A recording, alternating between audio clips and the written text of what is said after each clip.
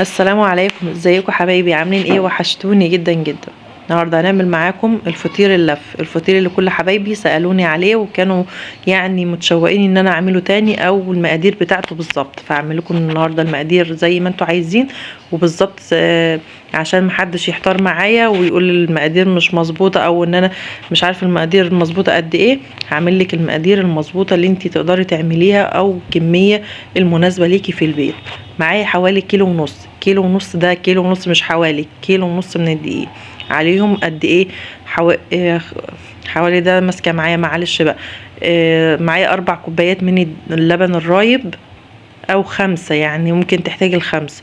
معايا قشطه، معايا سمنه، معايا خميره، معايا سكر، رشه من الملح على الدقيق سنه عن الرسول، وطبعا بيظبط معايا القوام الطعم.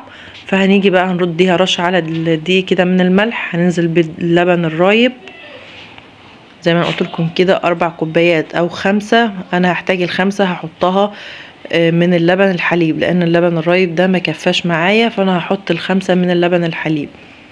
وهنزل بالسمنة حوالي كوبايتين، هنزل بيهم كوباية ونص، وان احتاجت تاني هحط نص كوباية، ربع كوباية. نص كوباية هسيبهم، ممكن احتاج منها ربع كوباية. معايا بقى مكعب الخميرة، معاهم معلقة من السكر.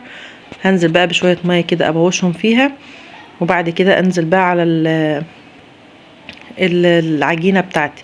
المادة الدهنية ممكن تحط زيت، ممكن زبدة، ممكن سمنة. انا مستعملة سمنة نباتي على سمنة بلدي، يعني مش سمنة بلدي بس ولا سمنة نباتي كلها. ممكن تستعملي زبدة لو انت حابة او موجودة عندك، ممكن تستعملي نص الكمية زيت ونصها سمنة، بس الافضل اللي هتطري معاكي العجينة تحطيها سمنة. هنعجن بقى العجينة كده زي ما انتوا شايفين بايدينا كده. طبعا انا مصوره التصوير ده كده على السطح عشان الاضاءه، طبعا في المطبخ كان النور قاطع، فما كنتش هعرف اصور لكم لان النور ما كانش فيه نور كويس، مش هنشوف اي حاجه احنا بنعملها. فنور ربنا طبعا ما شاء الله جميل. واحلى حاجه بقى في الوقت ده الجو كان برد جدا، فاحنا كنا قاعدين ملمومين قدام الفرن انا وولادي، وقاعدين بنعمل الحاجات المعجنه دي. طبعا بتملى البيت خير وبتدفي، وكلنا قاعدين مبسوطين كده ان احنا بنعمل حاجه حلوه وهناكلها كده، يعني تدفينا في البرد اللي احنا فيه ده. هنقرص معاكم العجينه كده زي ما انتم شايفين، قوامها مش متماسك قوي ولا، فاحنا هنقرص العجينه زي ما انتم شايفين كده. ما شاء الله القوام بتاعها لا متماسك قوي ولا هو سيل قوي ان انت مش عارفه تتحكمي في العجينه. زي ما انتم شايفين كده هنقرصها، رشه من الدقيق كده على الطبليه او الترابيزه اللي انت هتستعملي عليها. وبعد كده نبقى نخلص تقريص خالص، نبقى نشوف هنفرد مع بعض الفطير ده ازاي، واقول لكم ان احنا هنسويه برضو ازاي، وهتحط القشطة عليه ازاي. يعني طريقة سهلة جدا ومبسطة، يعني تقدري انت تعمليه وانت واقفة في المطبخ. بس محتاجة الفرن، ممكن تعملي فرن البوتاجاز معاكي، تسخني الفرن جدا، وبعد كده وتشغلي الوش مع القعر عشان الوش بتاعك يستوي واللون يحمر على طول عشان القشطة. معايا الفطير اهو بعد ما قرصته هجيبه بقى كده على المطرح. طبعا العجينه القوام بتاعها انا حبيت ان انا اجرب لكم لانه مش هينفرد على المطرحه على طول، لازم نفرده بايدينا. في ناس ممكن تحتاج النشابه، لو انت متعرفش تفردي بايديكي ممكن تحتاجي النشابه، تفردي بقى رشه بسيطه بس من الدقيق كده عليها على النشابه، وبعد كده تفردي. لو انت عايزه تفردي بالنشابه مفيش مشكله، وبعد كده تفردي بقى كده زي ما انتوا شايفين. انا بفرد يعني بطرف ايديا من جوه لبره، من جوه لبره، علشان يبقى كله قوام واحد، ويبقى سمك العجينه ما يبقاش رقيق قوي ولا يبقى تخين قوي. زي ما انتوا شايفين كده هندي رشه بس كده من الدقيق عشان المطرحه ما يلزقش معايا طبعا، واحنا بنفرد في العجينه. وبعد كده هندهن دهنه معلقه واحده من القشطه، ندهنها على وش الفطيره. وبعد كده انا كنت مشغله الفرن وحطاه وسايباه يسخن، وبعد كده احط بقى الفطير بتاعي، مشغله القعر ومشغله الشوايه عشان الفطير بتاعي يستوي من فوق ومن تحت ويبقى تمام. على بال ما حطيت الرغيف في الفرن يستوي، افرد بقى معايا فطيره تانية زي ما انتوا شايفين كده. انا بفرد بايديا كده بسيط، لما احس ان الفطيره بتلزق في ايدي اروح رشه رشه بسيطه كده على ايدي، وبعد كده اروح فرده بقى تاني زي ما انتوا شايفين. تمام كده. دي بقى معلقه من القشطه،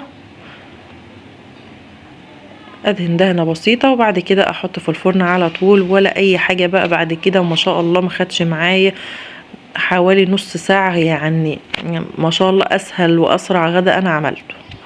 تمام كده. احط بقى في الفرن على طول. شايفين الوش والقعر والدقيق اللي بيتنطر مني ده، انا بجيب حته ناشفه وبروح مسحها على طول علشان ما يحرقش معايا العيش من تحت، ويبقى العيش شكله مش كويس من تحت ويبقى مش حلو.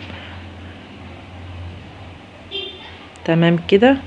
رشه بس كده على المطرحه، وبعد كده افرد عليها. ممكن تفردي على الطبليه زي ما انت عايزه او على رخامه، وبعد كده تشيلي على المطرحه، بس انا استسهلت ان انا هعمل على المطرحه، وبعد كده احطه في الفرن على طول، عشان بدل ما اشيل واحط يبقى كده على طول سهل ليا كده. تمام بقى. نحط بقى القشطه بتاعتنا. ما شاء الله كان طعمه زي العسل، يعني اتمنى ان انتوا تجربوه بالطريقه بتاعتي كده، يعني طريقه سهله جدا اهو، علشان حبايبي اللي كانوا عايزين يعرفوا الطريقه بالظبط.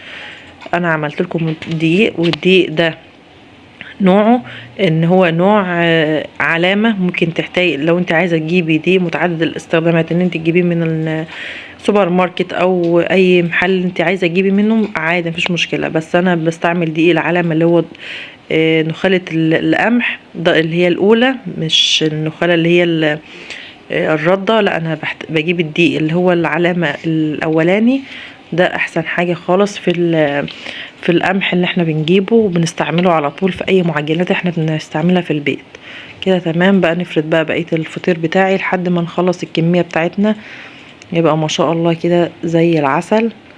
اتمنى انتوا تجربوه.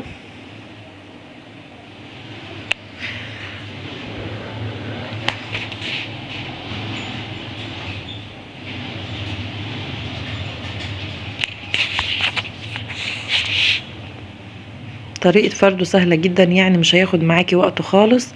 اهم حاجة تدي رشة على المطرح، رشة دقيق عشان ما يلزقش منك. طبعا هو عجين ايا كانت العجينة، اللهم صل وسلم.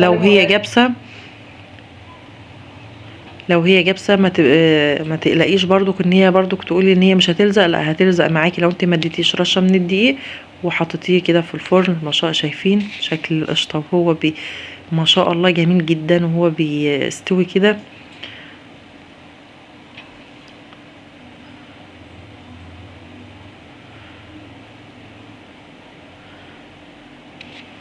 تمام. شايفين الشكل بتاعه بيتكلم عن نفسه بصراحة، يعني حاجة كده في منتهى الروعة والجمال. شايفين الشكل واللون من ورا ما شاء الله تحفة جدا. يا رب الفيديو بتاعي يكون حلو كده ولذيذ وسهل عليكم، واتمنى ان انتوا تجربوه بنفس النتيجة.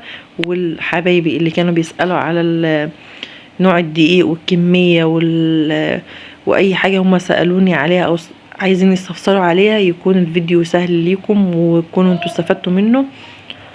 زي ما انتوا شايفين كده انا بحط الرغيف في الفرن وبعمل غيره على ما يكون ما شاء الله استوى في ثواني، ما خدش معايا اي وقت خالص.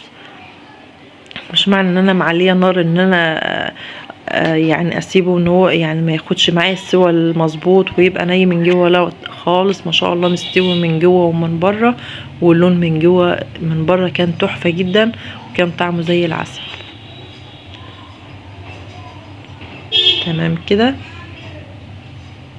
زي ما انا قلت لكم لو في شويه من الدقيق وانا بحطه في الفرن نزلوا مني من المطرحه حته ناشفه مش مبلوله ميه طبعا، بروح مسحاه كده بالعود اللي انا ماسكاه ده، وبعد كده احط غيره علشان ما يحرقليش الرغيف اللي انا هحطه بعد كده.